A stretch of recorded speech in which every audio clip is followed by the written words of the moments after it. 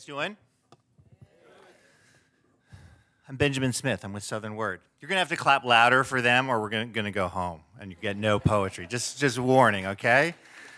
I'm with Southern Word.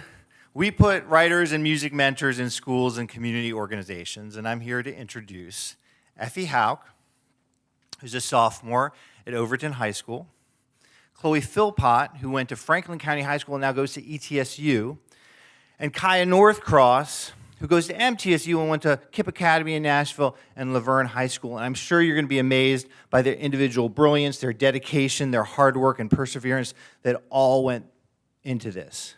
One thing that gets lost in this work, I've been doing this for 11 years, putting up powerful young voices, and I think it gets lost in American culture in general, is as we celebrate our heroes, we forget about the communities and partnerships and collaborations that make those heroes possible.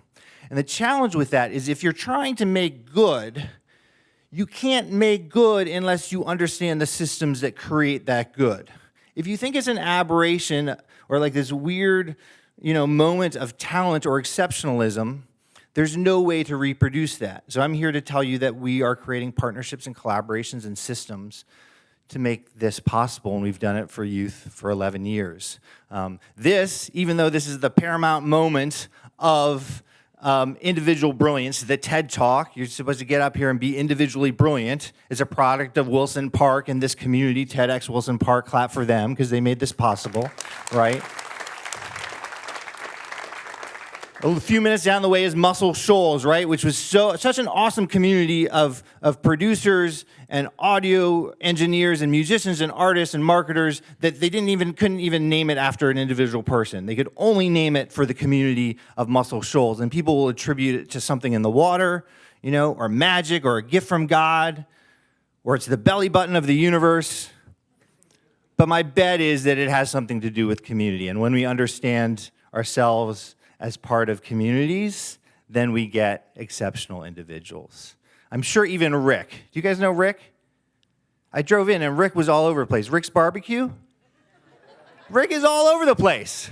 And I'm sure he financed it and put in tons of hard work to make great barbecue, and I look forward to eating it, right? But I'm sure even for Rick, there are parents and families and systems and supporters and educators who made that great barbecue possible. Right? So keep that in mind. And the cool thing about this is after we're done, we're going to go do a professional development with teachers from your county schools and share what we're doing in the hopes that we can share this with more educators and communities and youth. So thank you so much for the organizers of this. Thank you for you. Thank you for celebrating the folks who are about to come out here. I appreciate you. So again, we need to clap like we really love children. Don't clap like you don't love children. And then we can maybe make some good. So we're going to start with Effie, and then we're going to have Chloe, and then we're going to have Kaya. So clap for Effie.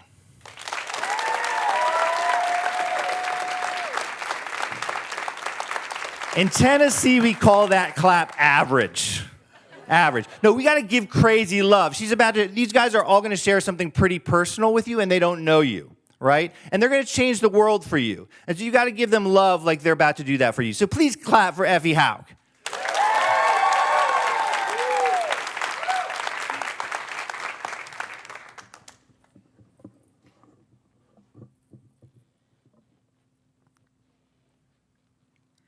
When the bell rings after second block, students pour out of narrow classroom doors into the stretching hallway. The school is exhaling, finally taking a moment to release the accumulated pressure in its lungs. Endless faces become one as we morph into a moving sea, marching to the cafeteria, insects to an unseen anthill. The kids in front of me walk lethargically while chatting, as if time is nothing but a bill for someone else to pay. I speed up and try to pass them in the least challenging way possible before darting right and slipping into the bathroom. The sound of endless footsteps dims, leaving me to marvel at how relentlessly synchronized it is. Like the beauty of a beating heart, or a gavel hitting a sound block, sentencing someone to life without parole. I walk to the nearest stall quickly, locking the door behind me. My eyes were drawn to the drawings and phrases coating the walls. Latrinalia, noun, a type of deliberately inscribed marking made on latrines. That is, bathrooms or lavatory walls. Meaning, we as people are so driven to immortalize our thoughts that whoever makes words devoted one to the action. The majority of the scribbles are profanities or obscure inside jokes, but a tiny inscription in the corner catches my eye. Next to J plus C forever and your mom, it reads, I was here. I promise. These letters are scrawled in scratchy pen, evidently almost out of ink. How desperate we all must be for our presence to be known. I scan the years written on the wall, almost a decade's worth of students announcing their presence in the only way they know how. In the corner, a crude drawing of a globe, a world just beyond our grasp that's desperate to fall into our fingertips. 100 bottled messages from the past, braving oceans to remind us of all that awaits in the future. I leave the stall, washing my hands before rejoining the never-ending procession of teenagers speeding towards lunch. I began to spot individual faces, holding hands or laughing with friends. I see teachers staying behind to help confused kids and teaching lessons that will guide them through a lifetime. All around me, people announcing their presence in the only way they know how. Drawing pictures, writing poems, asking questions without fearing the answer. This school is a playground of potential energy.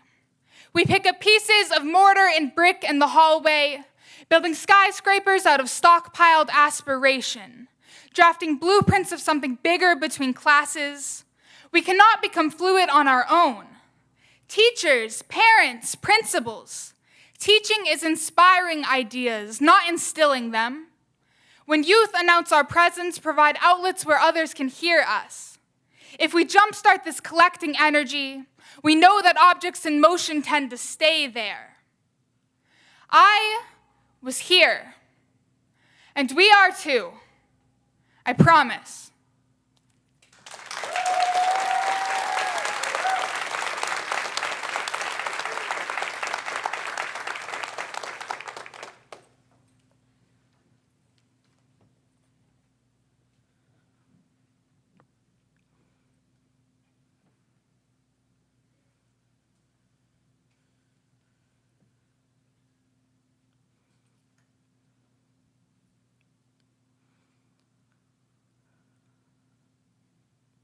Depression settles in my house like dust, and at this point, my family has forgotten it's there. When my dad's best friend kills himself, my house becomes empty. We still live here, but silence has consumed all the life. Sometimes I wonder if Brian took some of my dad with him when he left. In 6th grade, I battle being happy and making my family happy. I become soldier, my body a war zone. No one in my family wants to talk to me, terrified of getting caught in the middle of fire. Someone tells me they don't remember ever being happy, and that terrifies me. Not knowing if I've ever truly felt happiness, doubting every piece of joy my body has ever felt.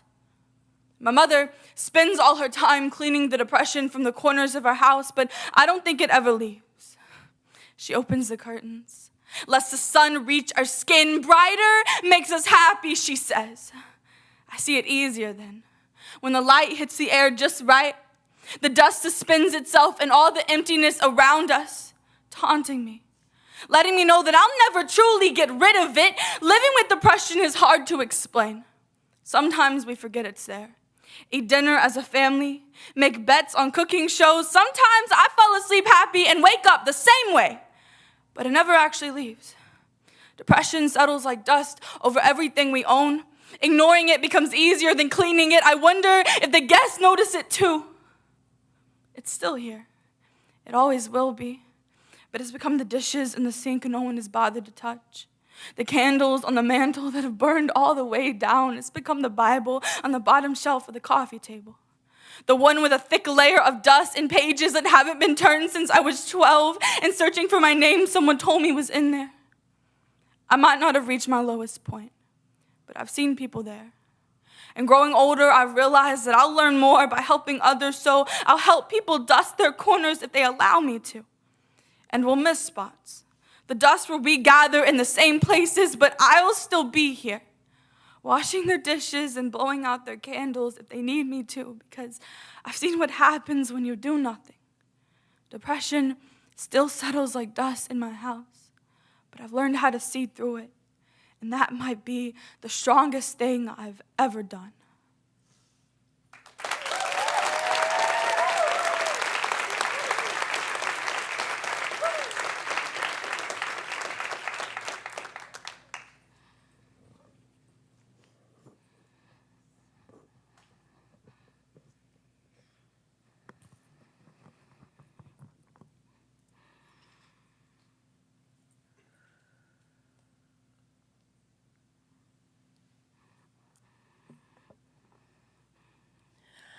I'm not okay, I'm not okay, I'm not okay, no, I'm not okay, I'm not okay, no, I'm not okay, I'm not okay.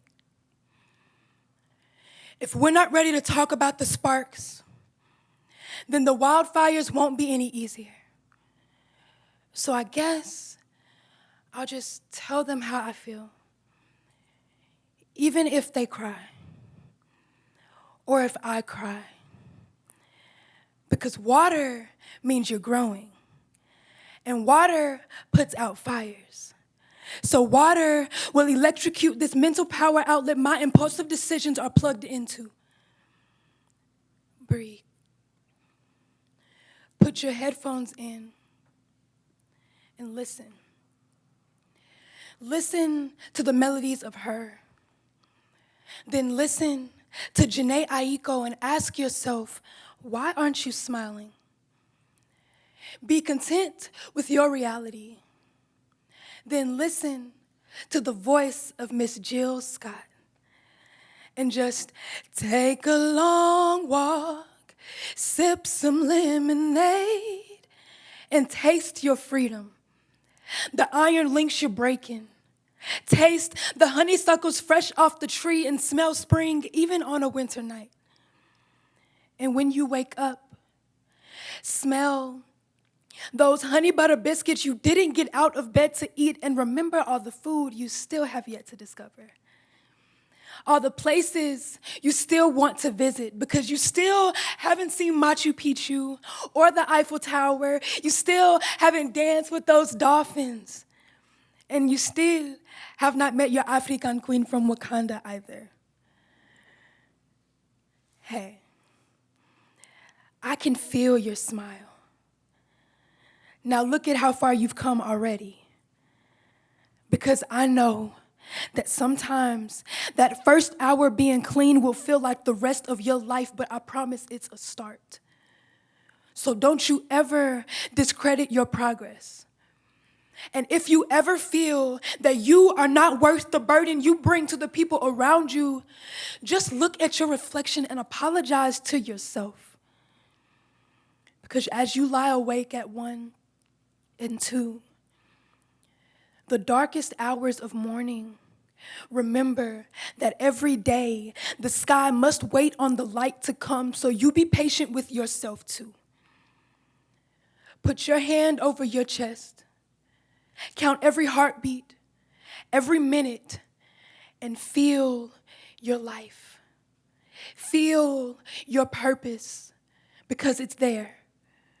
I promise. So just relax. You know why? 'Cause we'll be okay. Oh, we'll be okay. We'll be okay. I know you're not okay right now, but we'll be okay.